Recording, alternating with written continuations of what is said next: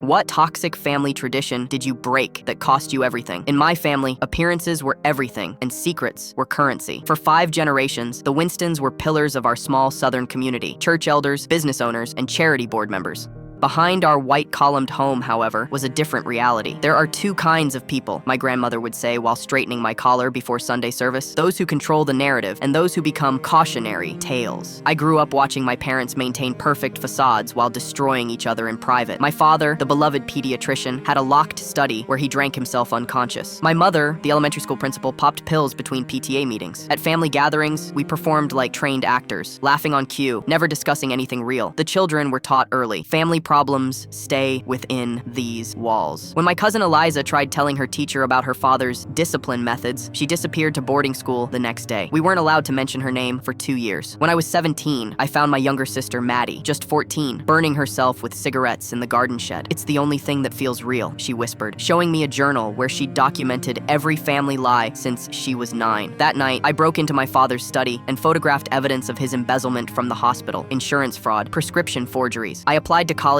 in secret, using my drama teacher's address for mail. The day after graduation, my mother handed me an acceptance letter to my parents' alma mater, where I'd study pre-med like my father. "Your future is set," she smiled tightly. "Don't disappoint the family." At midnight, I packed a bag and left Maddie a burner phone hidden in her favorite book. I took a bus to Chicago with $4,200 saved from secretly selling my grandmother's jewelry, pieces she'd given me that were too valuable to wear. 3 months later, Maddie called in tears. She'd been caught with antidepressants. Our parents were sending her to the same wellness center where our aunt had spent 6 months after her nervous episode. I drove through the night and waited outside her school. We disappeared with nothing but backpacks and my used Honda. We changed our names after my father filed kidnapping charges, claiming I was mentally unstable. I worked 3 jobs while finishing college online. Maddie thrived in a public high school where no one expected perfection. 2 years later, our cousin Eliza found us through a mutual friend. "They've hired someone to find you," she warned. "Your mother tells everyone you joined a cult." We moved to Oregon that week. Now I'm 31, working as a trauma counselor. Maddie's studying psychology at graduate school. Sometimes we see our family in social media posts, still winning community awards, still hiding their cruelty behind charity galas. We haven't returned home in 11 years. Last Christmas, my father was honored for his dedication to children's welfare, but we broke the cycle. Despite losing our inheritance, our community standing, and our family connections, we gained something invaluable: the freedom to live honestly.